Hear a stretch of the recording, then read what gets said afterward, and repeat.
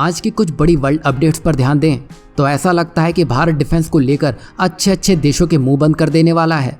तो जर्मनी जो भारत को पाठ पढ़ाने में लगा था, आज भारत के लिए अपने प्रोटोकॉल तोड़ने में लगा है। साथ ही अब भारतीयों ने एक बड़ा रिकॉर्ड बना डाला है, जहां उन्होंने 115 अरब डॉलर की राशि स्वदेश भेजी है। तो वहीं पाकिस्तानियों को खुद गल्फ देश ही उन्हें ढूंढ ढूंढ कर अपने देश से निकालने में लगे हैं। ऐसी कुछ इंटरेस्टिंग अपडेट की शुरुआत करें तो पहली अपडेट जर्मनी को घुटनों में लाती हुई दिखाई दे रही है। वैसे ये वही पश्चिमी देश हैं जो हमें सिखाते रहते थे।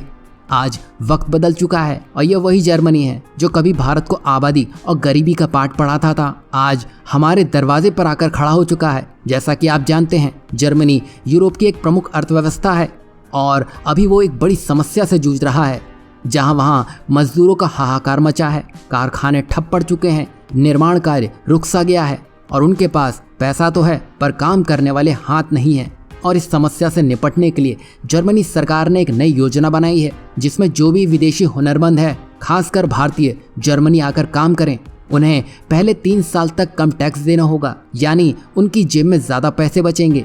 सरकार ये चाहती है कि इससे ज़्यादा से ज़्यादा लोग जर्मनी आकर बस जाएंगे और वहाँ काम करेंगे। और यहाँ खास बात तो यह है कि जर्मनी की नज़र भारत पर है। बता दें कि जर्मनी के लेबर मिनिस्टर का कहना है कि वे भारत से बहुत सारे कुशल कामगारों को बुलाना चाहते हैं और एक रिपोर्ट के मुताबिक अगले कुछ वर्षों में जर्मनी को करीब 7 लाख लोगों की ज़रूरत पड़ेगी और यह हमारे लिए सुनहरा मौका है। अगर आप युवा हैं, आपके अंदर कुछ कर गुजरने का जज्बा है, तो जर्मनी आपके लिए एक नई दुनिया की तरह है। इससे सिर्फ आपको ही फायदा नहीं होगा बल्कि हमारा पूरा देश आगे बढ़ेगा।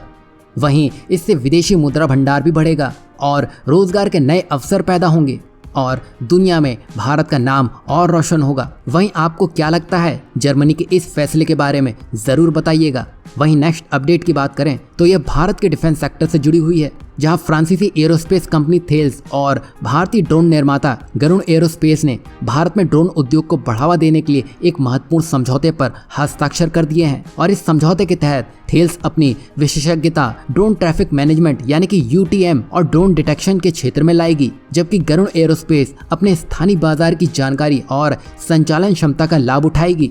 और इस सहयोग का उद्देश्य भारत में सुरक्षित और एफिशिएंट ड्रोन ऑपरेशन के लिए एक मजबूत ढांचा तैयार करना है। और ये समझौता भारत सरकार की आत्मनिर्भर भारत की पहल के अनुरूप है, जो कि भारत को ड्रोन टेक्नोलॉजी के मामले में ग्लोबल लीडर बनाने में मदद करेगा। वहीं आपकी जानकारी के लिए बता दें कि थेल्स की भारत में लंबी उपस्थिति और गरुड़ एरोस्पेस की ड्रोन निर्माण क्षमता के संयोजन से इस साझेदारी को और बल मिलेगा। और इस कोलैबोरेशन से एग्रीकल्चर, डिजास्टर मैनेजमेंट, सिक्योरिटी और अन्य क्षेत्रों में ड्रोन के उपयोग में तेजी आने की उम्मीद है। वहीं इस प्रोजेक्ट से भारत चीनी ड्रोन की पूरी तरह से काट निकाल चुका होगा, क्योंकि चीन इस फील्ड में पहले ही महारत हासिल कर चुका है। लेकिन अब भारत चीन से उसका मार्केट शेयर छीनने की बड़ी तैयारी में है, जो हमारी सुरक्षा भी मजबूत करेगा। साथ ही दुश्मनों की हर हरकत पर नजर रखने के लिए ये ड्रोन काम आएंगे। साथ ही सीमा की सुरक्षा, आतंकवाद से लड़ाई, इसमें इन ड्रोन का बड़ा रोल होगा। आपको क्या लगता है, भारत का ड्रोन के क्षेत्र में आगे बढ़ना एक बड़ी शुरुआत के संकेत है? वहीं नेक्स्ट अपडेट की बात करें तो ये पाकिस्तान से जुड़ी हुई है, जो अपने ही लोगों के बीच में बुरी तरह पिटता हुआ दिखाई दे रहा है। दरअसल ये तो आपने देखा होगा, खाड़ी के देशों में भारत के साथ ही साथ भारत के पड़ोसी देश जिसमें बांग्लादेश और पाकिस्तान सबसे ज्यादा जाते हैं। बता दें कि भारतीय अर्थव्यवस्था में प्रवासी भारतीयों द्वारा भेजे गए पैसे का महत्वपूर्ण योगदान है। लेकिन पाकिस्तान के केस में ऐसा नहीं है। उल्टा पाकिस्तान गल्फ कंट्रीज में अपना देश का नाम खराब करने में लगे हुए हैं। बता दें कि खाड़ी देश में पाकिस्तानी कामगारों की स्थिति अच्छी नहीं है, जिसकी वजह से वहां के एम्प्लॉयर भारत और बांग्लादेश जैसे दूसरे देशों के लोगों को काम पर रखना पसंद कर रहे हैं। वहीं एक रिपोर्ट के अनुसार पाकिस्तानी लोगों पर होने वाले अपराधों की संख्या ज्यादा होने की वजह से एम्प्लॉयर उन्हें कम पसंद करने में लगे हैं। बताया जाता है कि UAE में होने वाले अपराधों में से 50% पाकिस्तानी ही करते हैं। यही नहीं, UAE के अधिकारियों ने हाल ही में कहा है कि कुछ पाकिस्तानी लोग उनके देश में गलत काम कर रहे हैं। इसमें तो कुछ लोग दुबई में महिलाओं के बिना उनकी इजाज़त के वीडियो बनाते देखे हैं। वहीं मंत्रालय के सचिव ने कहा है कि अब पहले की तुलना में कम पाकिस्तानी लोग विदेश काम करने जा रहे हैं। इसका कारण यह है कि भले ही तकनीक बहुत आगे निकल गई हो, लेकिन बहुत सारे पाकिस्तानी लोग अभी भी काम करने के लिए ज़रूरी हुनर नहीं सीख पाए हैं। सरल शब्दों में समझा जाए तो पाकिस्तान में उच्च बेरोजगारी दर है, खासकर युवाओं के बीच, और बेहतर जीवन की तलाश में कई लोग रोजगार के अवसर की तलाश में खाड़ी देशों का रुख करते हैं, लेकिन बिना किसी नॉलेज के ये वहां जाकर काम कम और कांड ज्यादा करते नजर आते हैं। यही वजह है कि धीरे धीरे खाड़ी के देश पाकिस्तान को टाटा बाय बाय कहने का पूरा मन बना चुके हैं। आप इसमें अपनी क्या राय रखते हैं, जरूर बताइएगा। वहीं नेक्स्ट अपडेट की बात करें तो ये भारत के लिए पॉजिटिव खबर है, जहां हम भारतीयों ने एक बड़ा रिकॉर्ड बनाकर रख दिया है। बता दें कि भारतीय रिजर्व बैंक की एक रिपोर्ट के अनुसार भारत जल्दी दुनिया का सबसे बड़ा रेमिटेंस प्राप्त करता देश बनने की ओर अग्रसर है। वहीं रेमिटेंस वो धनराशि है जो विदेशों में रहने वाले लोग अपने देश भेजते हैं। बता दें कि वर्ष 2023 में भारतीयों ने रिकॉर्ड 115 अरब डॉलर की राशि स्वदेश भेजी है, जो भारतीय मुद्रा में लगभग 10 लाख करोड़ रुपए होती है। और ये आंकड़ा देश की जीडीपी का 3.2% है, जो विदेशी निवेश से अधिक है। वहीं रिपोर्ट के अनुसार ये राशि 2029 तक बढ़कर 160 अरब डॉलर हो सकती है। और ये वृद्धि मुख्यतः रोजगार की तलाश में विदेश गए भारतीयों की संख्या में बढ़ोतरी और उनके द्वारा परिवारों को भेजे जाने वाली धनराशि के कारण है। वहीं भारत के लिए रेमिटेंस एक महत्वपूर्ण आय का स्रोत बन चुका है, जिसका उपयोग देश के विकास और समृद्धि के लिए किया जा सकता है। और जिस तरह जर्मनी ने अपने नियम भारत के लिए बदले हैं, ये नंबर्स आपको 2029 से पहले ही बढ़ते हुए दिखाई देंगे, जो एक बड़ी उपलब्धि होगी। वहीं आप में से कोई है जो बाहर जाकर स्टडी या जॉब करने के लिए सोच रहा है, कमेंट करके जरूर बताइएगा। वहीं नेक्स्ट अपडेट की बात करें तो ये भारत के जम्मू कश्मीर से निकल के आ रही है, जो थोड़ी चिंता का विषय जरूर बन चुकी है।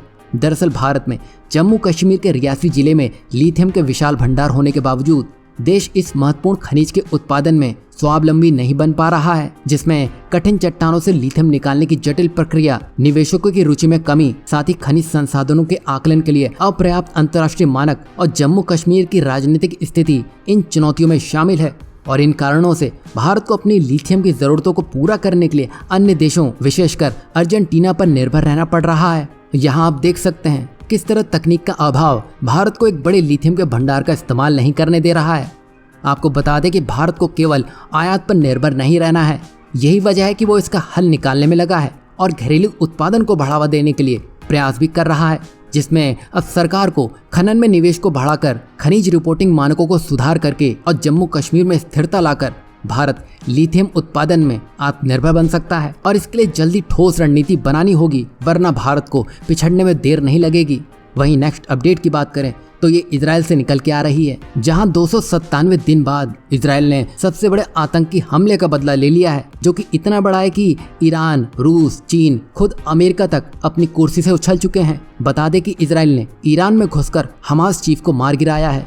वहीं चीन और रूस ने इसकी निंदा की है, तो ईरान के सुप्रीम लीडर ने इस घटना को इजराइल की बड़ी गलती करार दिया है और इजराइल को गंभीर परिणाम भुगतने की चेतावनी दे दी है। हालांकि ईरान की वर्तमान स्थिति उतनी खास नहीं है कि वो इन सब का बदला ले सके। बता दें कि ईरान इजराइल के साथ सीधी लड़ाई की स्थिति में नहीं है, क्योंकि उसकी आंतरिक स्थिति और अमेरिकी प्रतिबंधों के कारण वो पहले ही काफी कमजोर हो चुका है। वहीं हमास के लिए ये बहुत बड़ा झटका है, क्योंकि हमास चीफ की मौत हमास का अंतर्राष्ट्रीय समर्थन को कमजोर कर चुकी है। दूसरी तरफ चीन, रूस और तुर्की भी इस मामले में सीधे तौर पर हस्तक्षेप नहीं करेंगे। बता दें कि रूस खुद यूक्रेन में उलझा हुआ है और चीन अपने मिडिल ईस्ट कॉरिडोर के चलते इजराइल के साथ सीधे टकराव नहीं चाहेगा। कुल मिलाकर हमास का अंत निकट है, उसके पास अंतर्राष्ट्रीय समर्थन नहीं है और ईरान भी बैकफुट पर है। वहीं अमेरिकी विदेश मंत्री एंटनी ब्लिंकन ने कहा है कि अमेरिका को ईरान में हमास के नेता की हत्या के बारे में ना तो जानकारी थी और ना ही अमेरिका इसमें शामिल है।